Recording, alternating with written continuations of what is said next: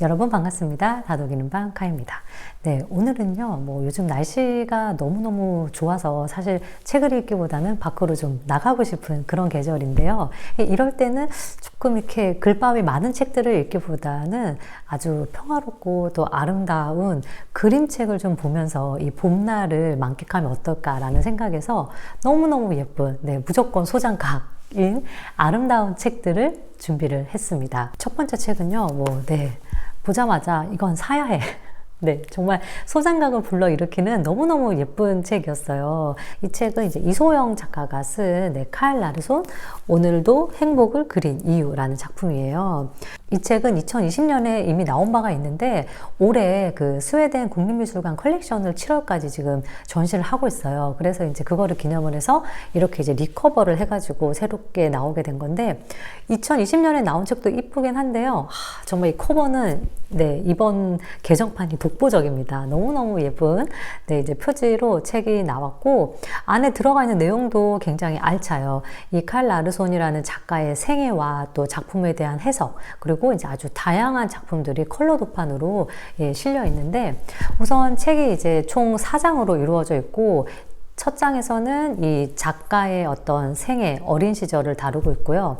이제 두 번째 장에서는 이 작가가 이제 결혼을 해서 일군 어떤 가족에 대한 이야기를 담고 있고 3장에서는 이 칼 라르손이라는 사람이 유명해진 계기는 아름다운 그림도 있지만 훗날 이케아에서 우리의 그 정신적인 모토는 바로 칼 라르손이다.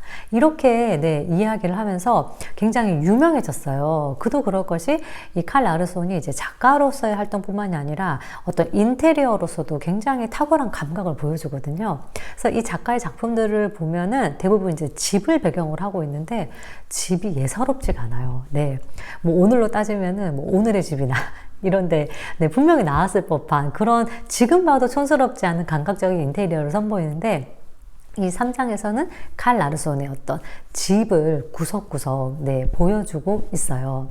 1장에서 이 작가에 대한 생애가 이제 좀 구체적으로 이야기가 나옵니다. 실제로 이 작가는 굉장히 가난한 유년 시절을 보냈어요. 빈민가에서 태어났고 이제 아버지가 어머니와 함께 작은 여간 사업을 하게 되는데 또 하필이면 아버지가 굉장히 또 허세와 술에 막 빠져 사셨던 거예요. 그러다가 결국에는 막대한 빚을 지고 가족을 버리고 도망을 갑니다. 네, 참 너무하죠. 그래서 이 칼가 이제 어머니는 남겨지게 됐고 어떤 노숙자 생활도 하게 되고 어머니가 온갖 여러 가지 잡일들을 하면서 이 아이들을 키워내요. 그래서 이제 처음에는 이 칼이 그 스웨덴의 무료 학교에 들어가서 이제 공부를 하게 되는데 이때 선생님이 네, 역시 선생님의 역할이 정말 중요하죠. 이때 선생님이 이 칼로부터 어떤 미술적인 재능을 탁 포착해내고 미술을 잘하니 적극적으로 이거를 좀 이렇게 역량을 살려서 키워야 된다. 이렇게 선생님이 이제 전폭적인 지원을 해준 거예요. 그래서 우여곡절 그때 이제 스웨덴 왕립 미술학교에 들어가게 되고 일러스트로서 어떤 스스로 이제 독립을 해서 돈을 벌 수 있는 청년으로 성장을 하게 됐습니다. 그래서 이제 좀 살만하다 싶었는데 이때 아버지가 나타나요. 네, 심지어 아픈 상태로 나타납니다.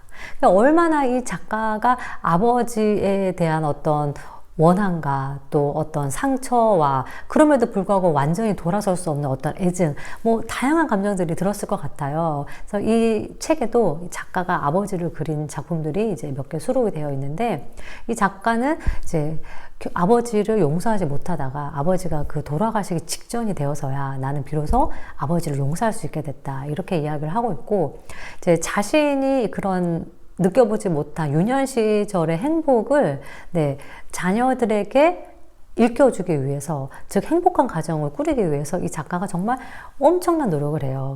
실제로 이제 이 작가의 꿈은 2부에서 이 카린이라는 배우자를 만나면서 이루어집니다. 이 카린과 이제 칼은 파리에서 만나게 돼요. 그 당시에는 이제 파리가 어떤 전 세계 미술가들의 주 무대였죠. 근데 이제 여기에서 같은 카린을 만나게 되는데 처음에는 카린도 자기처럼 좀 가난한 집의 딸이라고 생각을 했던 거예요.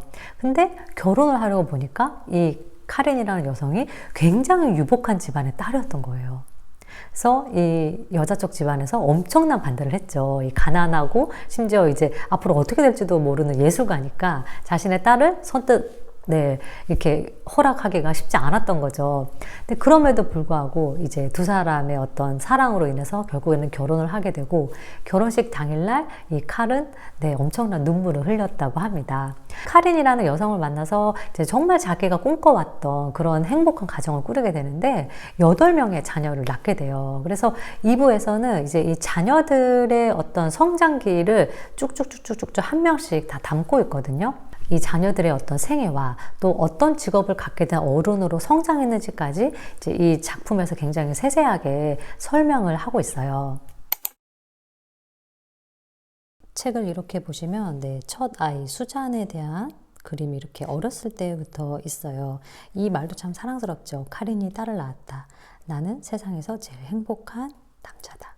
너무 깊어서 공중제비를 돌았다. 네, 참 너무 멋진 아빠의 사랑이 가득 느껴지는 네, 그런 글귀인데요.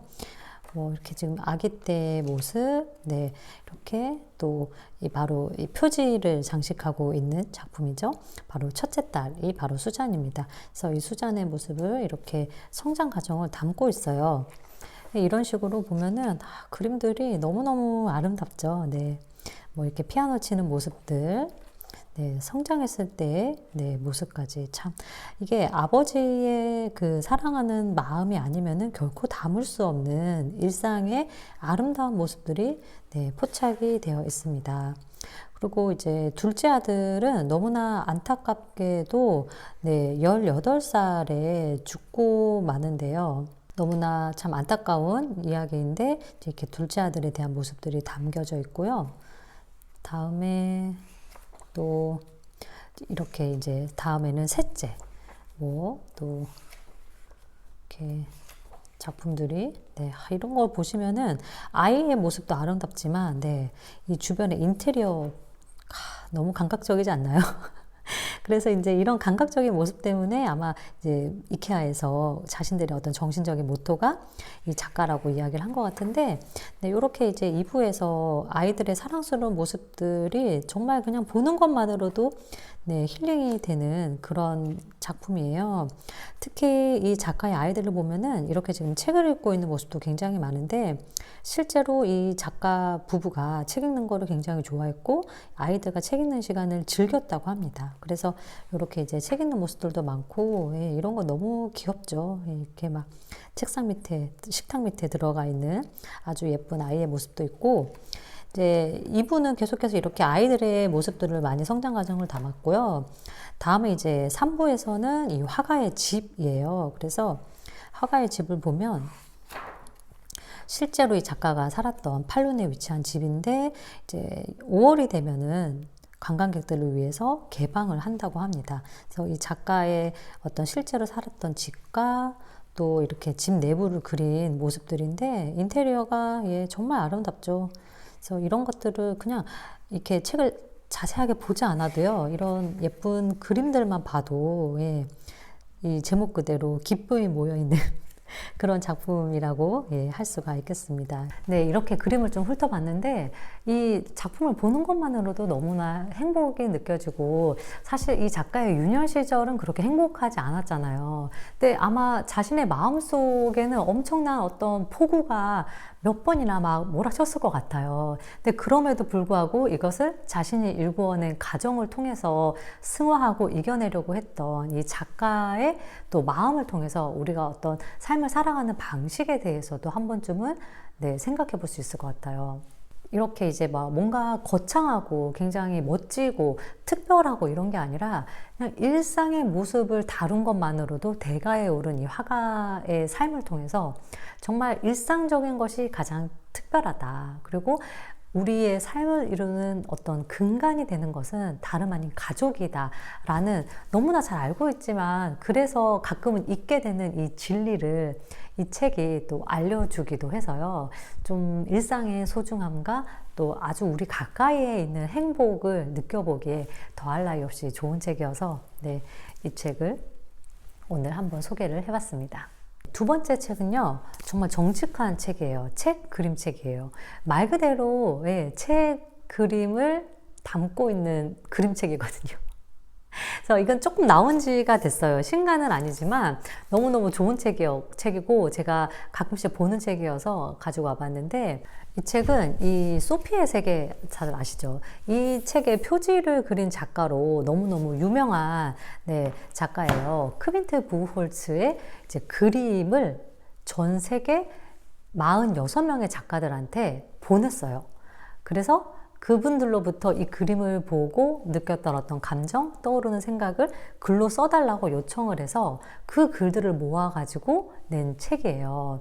근데 사실은 이 작가의 작품도 굉장히 훌륭하지만 그 46명의 작가들이 대단합니다.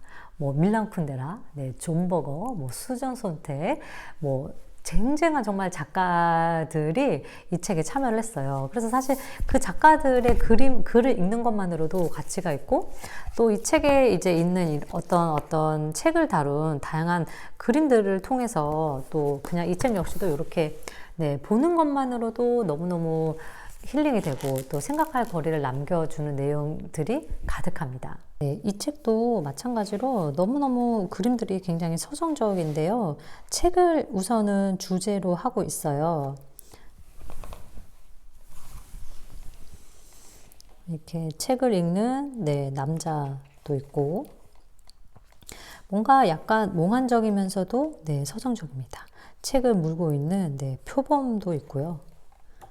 이렇게 길에서 책을 읽는 남자, 뭐 어떤 책을 들고 책가방을 들고 떠나는 남자, 뭐 이렇게 막 책탑이 쌓여져 있죠. 뭐 이런 것도 있고, 구성도 굉장히 독특한데요. 앞에는 이렇게 위에서 아래로 써 있는데 그 다음 글은 거꾸로 봐야 돼요. 그래서 책을 돌려서 이렇게 봐야 되는 부분도 있고, 작가들이 다양한 만큼 수록되어 있는 내용들도 정말 다양해요. 그래서 뭐 약간 소설 같은 작품도 있고 시 같은 작품도 있는데, 12페이지를 보면은 이 구절이 되게 좋았어요. 무엇 때문에 나는 책과 함께 멀리 대기 속을 날아왔는가. 여기는 서늘하고 조용하다. 어떤 사람도 찾아오지 않는다. 다리 아래 책을 달고 날아가면 결코 혼자가 아니다. 책을 달고 정말 날아가는 모습을 담은 책인데, 이 책에 대한 어떤 작가의 상상력도 굉장히 멋진 데다가 이 그림을 보고 쓴 다른 이런 유명한 작가들의 글을 보는 재미도 굉장히 쏠쏠해요. 이 작품은 노벨상을 받은 또 헤르타 밀러가 이렇게 글을 수록을 했는데, 좀 책에 대해서 다양한 생각 혹은 독특한 발상, 이런 것들을 느껴볼 수 있고 굉장히 참 신선해요. 그래서 지금 나온 게 1996년에 나온 책인데도 그냥 이따금씩 소장용으로 보면서 뭔가 영감이 필요할 때 이렇게 들춰보기에 너무너무 좋은 책입니다. 그래서 오늘은 너무너무 예쁜 소장각 책 두 권을 소개를 했습니다. 사실 굉장히 개인적으로도 오랫동안 간직하고 싶은 그런 책들이어서 여러분들께 강추하는 그런 작품들이고요. 이제 봄날을 맞아서 뭔가 좀 선물하기에도 굉장히 좋은 책이 아닐까, 그런 생각이 또 듭니다. 저는 그럼 또 다음 시간에 다독이는 책으로 여러분 찾아뵙도록 할게요. 추스!